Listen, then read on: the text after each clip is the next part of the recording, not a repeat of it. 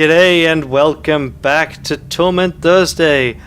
Last time round we helped some robots that are back up here. We convinced a robot up here. Interesting. Effectively still have line of sight to much of it. We convinced him not to end his life to procreate just yet. At least wait until this worker buddy of his, who I think is just off screen here, cocks it. Because he's been around for a while. And hopefully by then, he'll have found a way to procreate that doesn't involve suicide. This time around, I'm basically going to tell Kellistage here to wander off, and maybe I'll join up with her later. Yes, child? Well then, farewell for now. You won't be long. And we're doing this. Okay, and she said she's going to be at the Order of Truth. Fade to black so she can be despawned. That's cool. And then we're going to talk to Elegern here. Oh, it's you. Reconsidered leaving me here then. I didn't leave you here. I was knocked unconscious. You decided you didn't want to deal with it. And you then headed off down here. What can you tell me about this place? It's the Underbelly. Good place to work if you value your privacy. Some fascinating finds down here, and good people. Well, maybe not so good, but people trying to make a more or less honest living. Do we do the same? What if we do the same thing? The Underbelly. Not much more I can tell you. Probably not a great fit for you. Why did you choose to come here? Order of Truth didn't feel it necessary to indulge me anymore, so I packed up and came down here. What am I liking?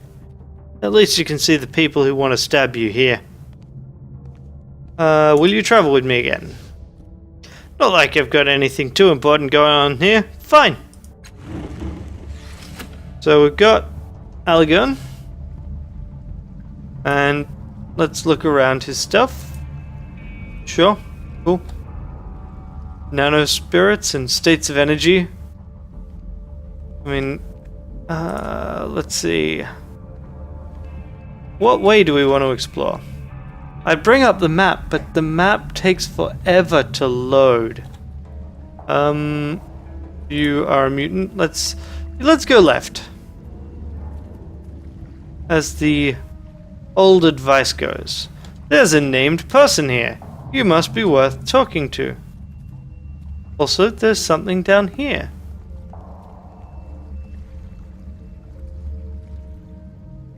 Really does not like loading up the inventory on my system. Don't know why, but it doesn't. Yeah, I'll take it. I have no idea what it is, so let's do that. Oh, it's a cipher. Okay, sure. Didn't expect to run into a cipher. Now we're loading the inventory, and that will take a while. Because it does. I'm pretty sure that they will fix this in whatever optimization pass they do. But yeah, whatever happens, it really doesn't like doing that for me. What do you do? Right click. Boost speed until next sleep. Boost speed edge until next sleep. This moss-covered pebble looks almost ordinary. If it were lying on the ground, it would be difficult to spot, but it shifts in unexpected ways, and the pebble vibrates as it does. If swallowed, the moss dissolves inside you to release its energies. And so one speed edge basically means tests involving speed, I effectively get a free point towards. So when I spend effort on a task right now, it costs 3 points. I think, from my speed pool. But then with this, it costs 1. With intellect, it costs 2 less. With speed, it currently costs the full amount, but with that item on, it will cost 1 less. And that's really important if I'm attacked, or if I'm trying to attack someone else. -2 speed pool is the cipher sickness I have right now. Cool. And I could also just pass it over to Elegern here, which I might as well do. I mean, I'm tempted to use it, but Elegern might actually benefit from it more. And I just don't really want the cipher sickness, so let's do that, and let's chat to this fella. I might sell it. I mean, it's worth 300 shims, and I have no source of money right now, so. This lissom Jack looks down on his luck, judging from his bare feet and dusty jerkin, but he takes up his surroundings with a hopeful gaze. As you approach, he smiles and throws out his arms in greeting, which reveals the tools of his trade on his belt. Okay. He puts a finger on the side of his nose and gives you a wink. How now, help me? Got any vert blood for a top slipper? Possibly? Sunshine, sea slide, or landward? Both? He grins at you. Steady plot, then. That's sunshine. I'll just need a sniffer for the landward. But you have to catch me a dangler for the slide to catch me. Yes, I can catch you. You can? He gives you a suspicious look. You don't speak hand at all, do you? What were you leading me on for? I just wanted to see how far I could go. Not far enough, I'm afraid, but no worries. I should have spotted you for a sit the moment I saw you. So, new to the Underbelly, eh? Just visiting or looking for something in particular? Who are you? Manpa, professional fenestrationist. Recently arrived in the big city from Fair Kiarkian and at your service. What's a fenestrationist? I open windows for a living. What is Kiarkian? What, you've never heard the old song? Do you know the way to Kiarkian? In the back of the beyond, east of the spire and west of the front, that's where the girls are footloose and free. That's where my sweetheart is waiting for me. Not one of your favorites? Ah, well. Where is it again? He far behind me, kicked dust over it and left. Now it's just a song I know. Who are you again? Manpa, Spiderjack Supreme, at your service. Okay. What can you tell me about this place? What can you tell me about the shins in your purse? You got a few to spare? I'm skint at the moment, let's make it hard to remember things. Let's talk about something else. How'd you like? Keep it high, Kit. I guess let's go up and then loop around. So that's another exit. Those are thugs. They seem like a thing to not deal with. These are dwellings in the Underbelly. That's a mutant, and those are that was a Numenera I looked at, and here are cultists.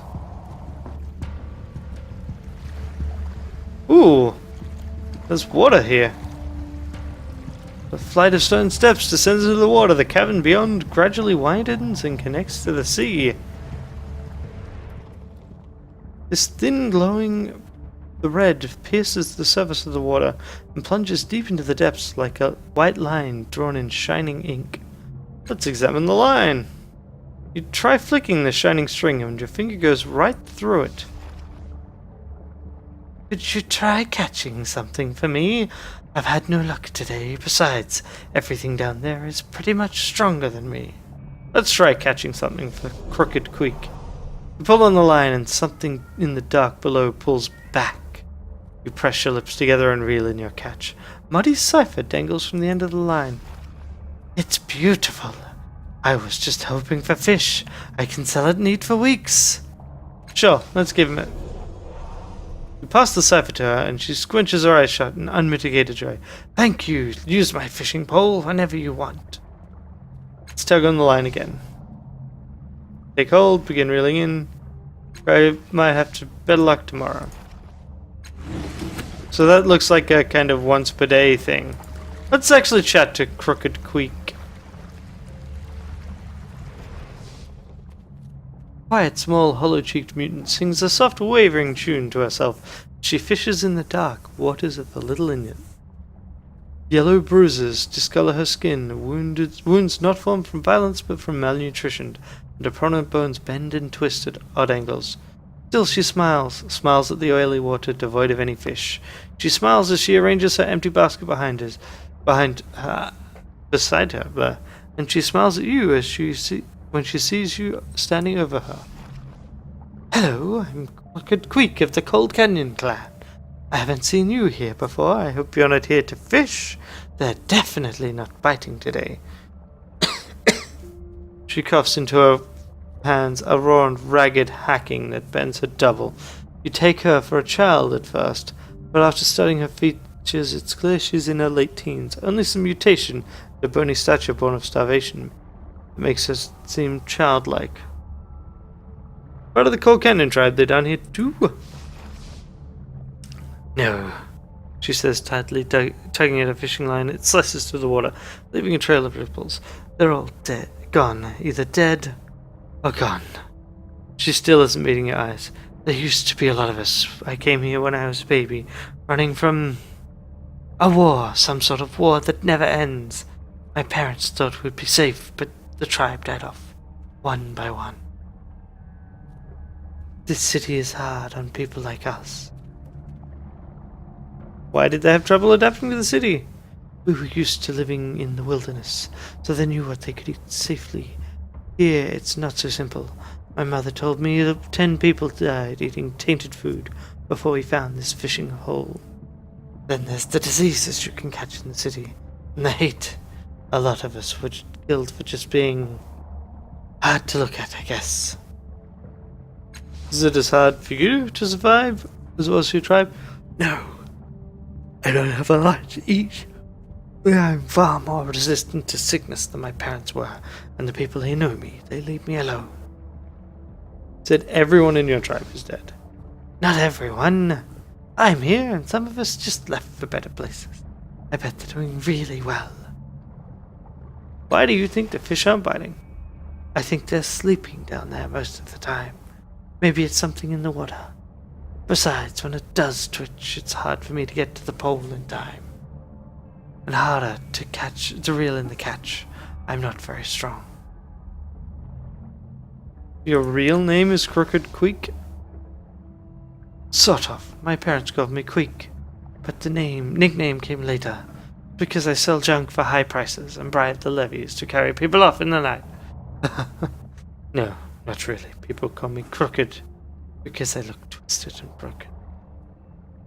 I wish they wouldn't, but it's okay. I am crooked, right? Don't you mind that people call you crooked? Not really. I can't call them liars, can I? He smiles, but it's not the radiant thing you saw before. Can I try fishing with your gear? You're welcome to it. Only if you do find something, could you share? Never mind. Company is better than a scrawny fish.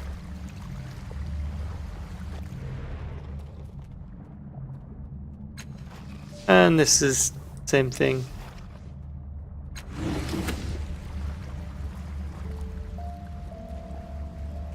I could talk to the cultist. I don't really want to. Oh, here's some Baroneth. It's the same deal there. Okay. This large and heavily muscled woman wears what appear to be rags that should have fallen apart ages ago. She looks so tired you wouldn't be surprised if she fell asleep on her feet, and yet when she opens her mouth, her voice is energetic, like a little girl who's about to get a present. Hello, can anyone hear what I'm saying? I can't make this work. Without warning, she wheels around and punches a crater in the wall. Oh no, I hope no one saw that. I am Ranneko, champion of the wastes. Who are you? Are you talking to me? Oh, you are! My name is Ranneko, champion of the wastes! The woman flinches at the sound of a very different, booming voice that comes from her own mouth. That's not my name, you stupid thing. It's Ranneko, champion of the wastes, and I come from a land you've never heard of. Damn it, I guess I'm not allowed to say. My enemies will be driven before me. You aren't in control of your own body, are you? I am, I just don't know how it all works. The woman clenches a massive fist, tendons standing against her body like her skin like steel cables. This isn't actually my body. I'm just talking through her and trying to move her around. A foot lifts, freezes, and falls back to the ground. It keeps yelling over me. if I talk about something I'm not supposed to. Maybe if I speak carefully. Her chin drops to her chest. My family explores the world using special tools. The body stabs itself with its finger pointedly. But they tell me I'm too young to help, so I waited until everyone was sleeping. And, the head rolls back on its neck, winking at the roof of the cavern. Are you an explorer too? Lord NORREGOTH will pay for his treachery. I am, but not like you, or yes, just like you. The body gets easier to control after all. I like that it's not, there's a malevolent, well, okay, she could easily be malevolent, and kinda is. But like, the big angry thing is this woman barbarian, and she's being controlled to be less civilized, to be more civilized. Where, more calm, I guess. Let's lie to her. Yep, just like you, the body gets easier to control after a while. This is such a relief. It looks so simple, but it's really not. What can that construct do? Oh, it's a construct. Well, it's really hard to break. My mother, that's who usually controls it, once got stepped on by an adult earthshaker. It just stuck her in the ground like a nail. The woman flexes a massive bicep. Am I flexing? I'm trying to flex anyway. It's so incredibly strong. Punch holes in mountains strong. And then all that matters is one stands against many. It's not really a construct. There's no metal inside. She has blood, bones, perfect human expressions. Though you can tell that from how I do it. The woman had sadly, the woman's face grimaces along with her. Where did you get the construct? I was born in a storm on a battlefield at night. Huh. She really doesn't want me to tell you what I just tried to tell you. Why do your people explore? Our impenetrable fortress in our lost valley is falling apart. I think we should just go out into the world for real. But no, my family is afraid. The fingers on the woman's right hand wiggle like they're playing an instrument. Dead expression doesn't even change as the girl's voice rises. I'm not, of course, but they won't let me use this thing. I have to sneak around like a child. Why do you... who are you again? Fair enough. Yeah, okay. Can't you tell me anything about where you got this construct? Seeds. Oh, she let me say it. But I probably won't get away with saying any more. Sorry. Okay, goodbye. Oh, goodbye. That's really interesting and also disturbing because, I mean, could be a flesh and blood automaton or could be some kind of freaking mind-controlled slave. Not really comfortable with many of the answers to that. Okay, this is a pointful alcove, I'm sure. Next. This young man has a bruised cheek and a number of nasty-looking daggers tucked into sheaths along his belt. Despite his rough appearance, he nods at you with weary good humor. Don't know you. What town are you from? His eyes find your tattoo. Oh, never mind. Your kind doesn't live down here, do you? No offense. What do you mean, my kind? You know, cast-offs, godlings, children of the changing god. Tattoo's a bit of a giveaway. Like I said, no offense. Can't be easy, though, can it? Living in that shadow. Who are you? Name's Weedle. I work for Folsom, the man who runs things down here. He has us patrol the place, keep an eye out for problems. That's why we're chatting. Some muttering, hooded carker in robes has been following people home. So here I am, glaring at everyone who'll wear anything longer than a skirt. Folsom's fussing over nothing. It'll blow over by the time I wake tomorrow. Who are you looking for again? People in robes, acting suspicious. The way I see it, everyone in robes got something to hide. Okay. Goodbye. Here, take care. A mapper. From a distance, it looks as though this mutant is wearing a form-fitting suit of finely patterned lines in white, yellow, and pale blue. On closer examination, it appears that these are tattoos, and they cover nearly the entirety of his body, even his shaved head. His actual clothes are simple and worn, and his boots look as though they've seen hard use. Studying meaningless swirls and whirls on his arms, and mouthing names that mean nothing to you. Solvi, Alint, Ergau, 10 trees. When he looks at you, you see that a strange device covers one of his eyes. A deep blue light shines in its center, and it seems to measure and evaluate you as he focuses. He smiles as you approach. A broad, beaming grin says that he already considers you a friend. He rises to his feet. I'm Mappa, he says, extending his hand. A new face! New faces mean new places. I've been everywhere around here. I've found my way into places long sealed and best forgotten. Met all sorts of people. Can't say I cared much for some of them, it's true. His voice is fast, insistent, and incisive. Okay. Still, I try. The communities of our world are islands of light. Sometimes they wink out, and sometimes they flare up. I want to link them together. I want to be a bridge. Okay. Who are ya? He beams. I travel, I go all over, I add to my maps, I learn places inside and out, and they become part of me. Why does anyone else travel? Why else does anyone travel? But to take a piece of their destination with them. Me, I just get more. Where'd you get all those tats? These are not tattoos, they're maps. He exposes a shining grin. Maps of places I've been or heard of. He covers the artificial eye with his hand and says, if I look at my skin like this, it's meaningless. He uncovers it and says, but look at it like this, and suddenly I see the map. Springing off my skin, I focus on it and it all becomes clear. Buildings, people, smells, even a route to get there.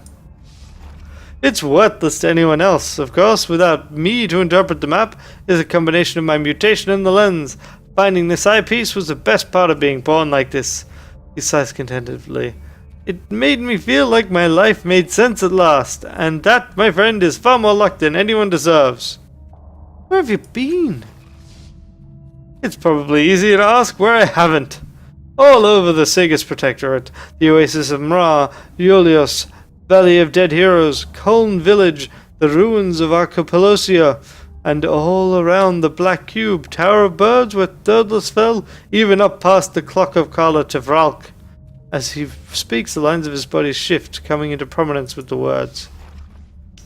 Every place was a treat, an experience. Did you know that most people never go more than 50 kilometers past the village of their birth? If that, I've been tremendously lucky, my friend. He smiles down his maps, then looks back at you and says more quietly, if you plan to travel, I'd avoid the grasslands, though. The birds there'll take your meat for their meals and your bones for their nests.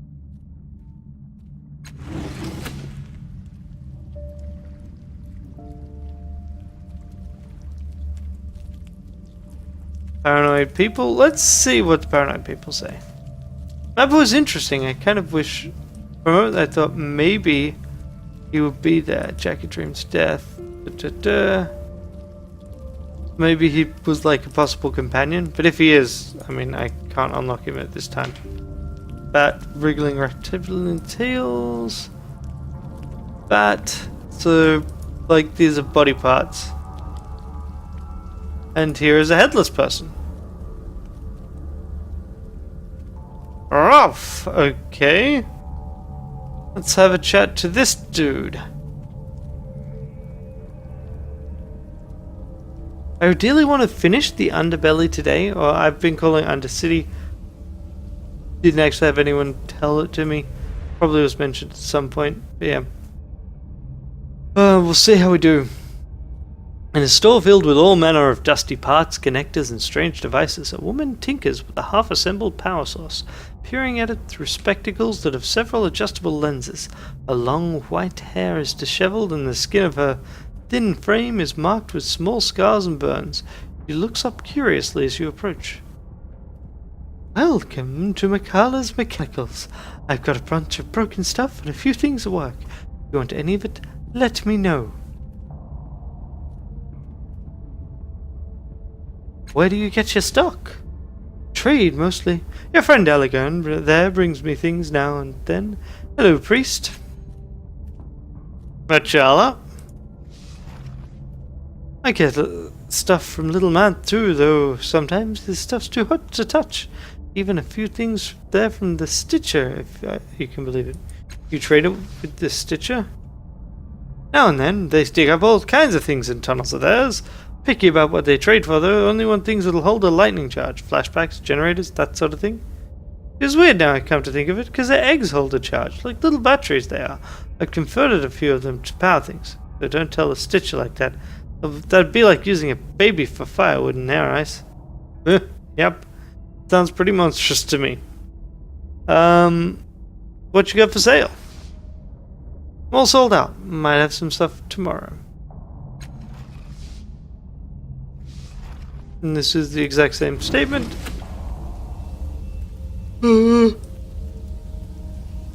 Oh.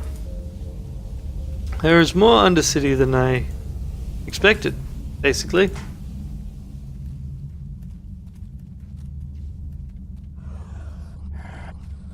I guess these are Stitcher. Juvenile Stitches.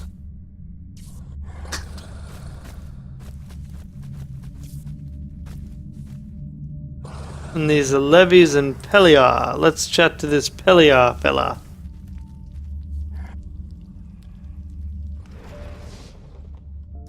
This violet-skinned visitant paces back and forth before the cavern's opening. It wears fine clothing that serve to accentuate the tall, thin crest on its head. A symbol has been painted on the crest, mirroring the insignia marked on its chest. Its clothes are finely tailored and well-made. The name of the creature's race across your mind. The Vargellan. This one is temporarily chosen to be female. Her bulbous eyes flash quickly around her surroundings before focusing directly on you. The council didn't send you. That much is plain. You're aware that this cave isn't safe, I hope. What exactly do you want? This cave isn't safe? Unless you trust the discretion of the Stitcher. Those insectoid monsters that are prowling about. Most people are afraid of them. Who are you? An agent and a negotiator, dispatched here by the council. That should be obvious from my clothing and my guards. What council do you serve? You, the ruling council of the city, of course. You idiot. The heads of slave families. You must be new to Sagas Cliffs. Very new. I'm wondering what you're doing here. I'm conducting a diplomatic negotiation on behalf of the city. Unfortunately, I'm not dealing with a reasonable species. I've made no progress at all. Days wasted in this miserable tunnel, and I have nothing to show my superiors. Maybe I can help you negotiate. Doubtful. But you have skills but you might have other skills I can use. The circumstances call for a new detective, and the levies cannot do what needs to be done. Nor can I. If you truly think you can help, let's put you to the test. She waves off the levies who flank her. Her gestures are short, choppy, sharp, and irritated. It's these damnable Stitcher. I speak to them, I offer, cajole, negotiate, and threaten, and yet they persist in their digging. Every day another house on the cliff slips into the sea. If the digging does not cease, the city itself may crumble. So here's my request. Find a way into their lair, remove their precious eggs, and return them to me. These hostages shall ensure the future of the city above, and also turn a tiny profit if I could get them all. If you can negotiate a lasting settlement that does not require such drastic measures, you may also pursue that method, but I've been trying for days with no success. I may be able to help you. Good, we need to stop the Stitcher before they bring down the entire substructure of the city. If you manage to infiltrate their lair, be sure to acquire all their eggs. I suspect they have multiple clusters, and we'll need them all if we want to negotiate from a position of strength. Panoramic capturable. Once you're inside the lair, activate this, and it'll show you all tunnels, the egg clutches, and the Stitcher themselves. Better know what you face before you charge ahead. How do you suggest I enter? If I knew that, I'd do it myself. Talk to the Stitchers over there. Find some other way to infiltrate their tunnels. Don't care how you do it. I want results. I'm not going to continue that voice for now because it's not actually very pleasant. Probably not that pleasant to hear. Certainly not that pleasant to say. Speak.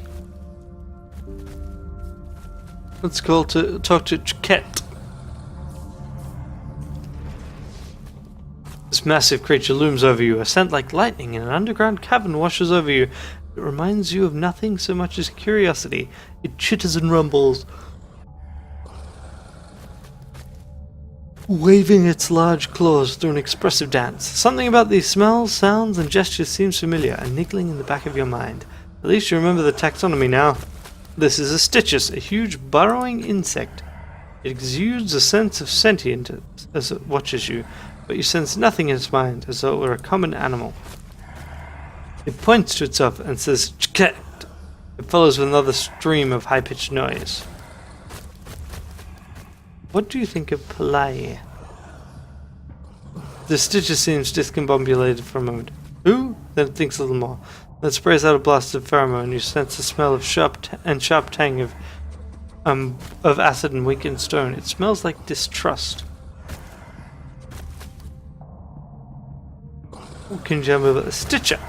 It scrabbles briefly at the wall, and a brief lightning flares at the crown of the antenna on its head. Your shoulders shrug and you smell dust. What can you tell me about this place?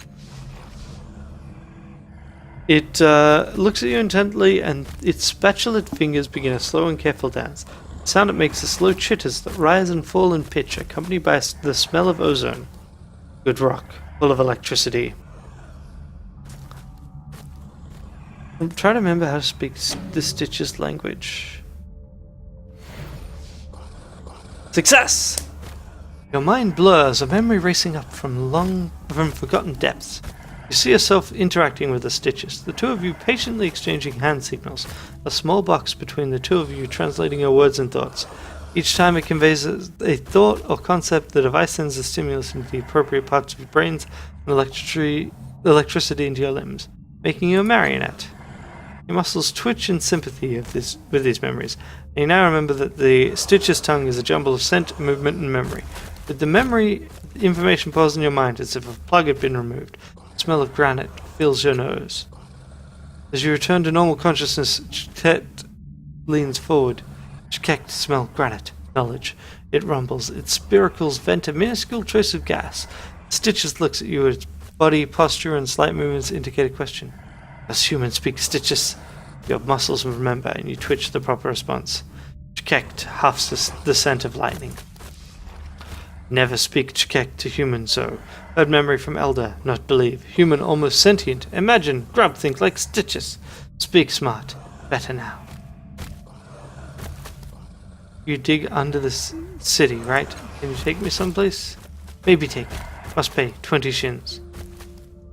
What does Stitcher use shins for?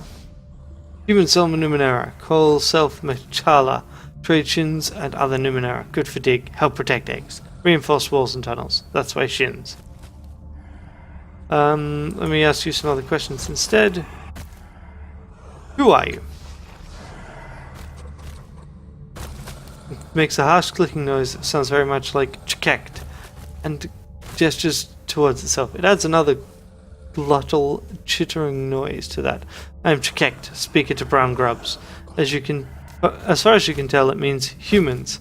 The sound it emits with this phrase suggests your kind is not entirely welcome here. Pleasure in meet human who speak proper tongue. Unusual. Hopes for productive talk. I've come to ask you to stop digging underneath the city. Why? Where we go? Give reason to stop. Do you want your people to have a future? Do you want war with the humans above?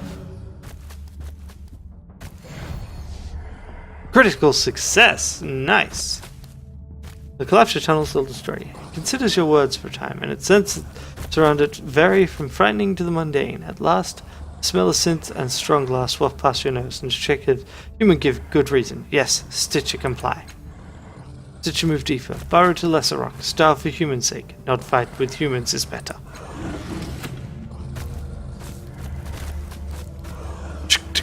Clicked.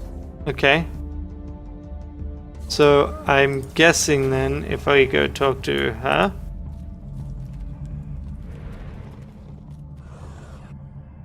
I have news about the Stitcher. Good news, I trust.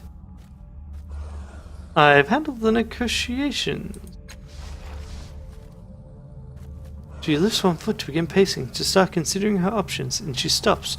Slowly turns towards you, each eye rotating separately. He lowers her foot and turns to face you squarely and bites off each word. What did you do? I convinced the Qeek that digging deeper will be a benefit to both the Stitcher and the humans. There's no need to steal their eggs. You left their eggs with them? How will we enforce their exile without that leverage? Smooths her crest and blinks her eyes slowly. Fine, we can work with this for now. We have time to engineer another solution. She stops, a thought striking her. Did you promise them anything else? No. Gain 40 XP. Good, then our work here is complete, and I can return to Council Tower. The city of Segas gives you its gratitude. 300 shins and even eyes. I will credit you in my report to the council. And now they leave. Fade to black. Cool. Okay, so. Even eyes. -1 training level in assess threat, +1 in perception skill. So this is an item. This pipette contains a liquid of deepest fooligan, a color that even darker than black.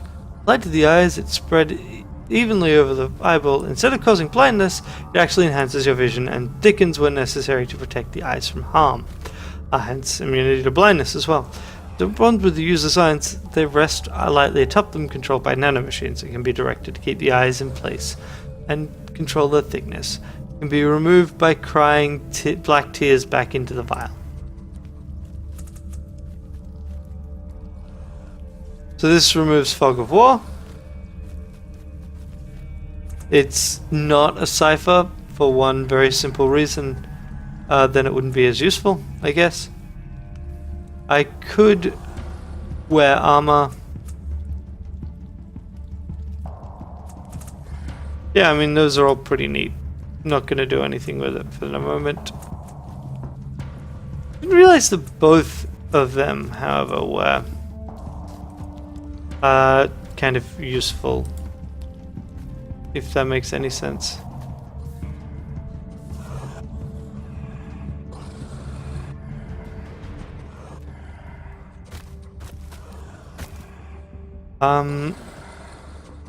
So human want travel? So can we talk about Palais again? Fishhead person, different grub. Shine strangely in Stitch's eyes, smell bad in mind, much like other humans. She asked me to retrieve your eggs. Yes, knowledge, not trust. Fishhead grub destroys Stitcher for no crime but feeding. That's all. For now. Just so you know, they wanted to do that. Okay, let's see what else we've got. That's another exit. Not gonna go that way. Also probably another exit, but it's somewhere new.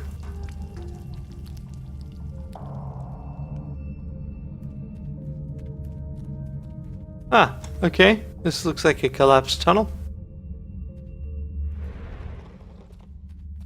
Move rocks to uncover the corpse because there's a dead Stitches there. Yep, let's do that. Critical success. I thought that meant that I should get the points back. Whatever. First rock is the hardest to shift. Once you warm to the task, nearly flinging them aside until you spot the Stitches' outstretched claw between the two of the remaining stones. You carefully haul a few more to the side, exposing the corpse fully. It's huddled against the end of the tunnel. Examine it. It's clearly digging the tunnel when the roof collapsed and killed it. The small claw is mangled and smashed, but apart from the crushed thorax, the body itself is surprisingly intact. But again, step away. I guess this also could have been useful in some way.